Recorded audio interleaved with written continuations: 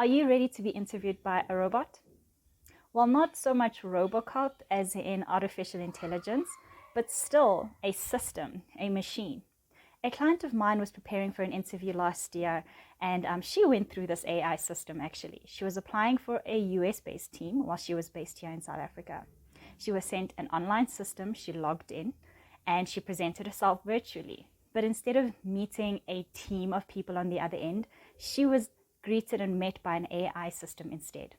The AI system would ask her a question, and she would be given a specified amount of time to answer back. And it's so interesting because all of this data now is taken, not just her answers, but her demeanor, her micro expressions, her facial expressions, her voice tone.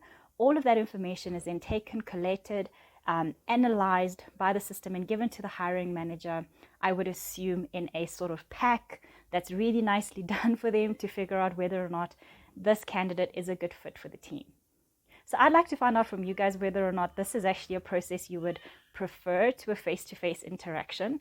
Would it help with your anxiety levels if you're interviewed by an AI system compared to if you're sitting face-to-face with another human being? I think I would still prefer sitting in front of people. I just like the human interaction. I like the human engagement.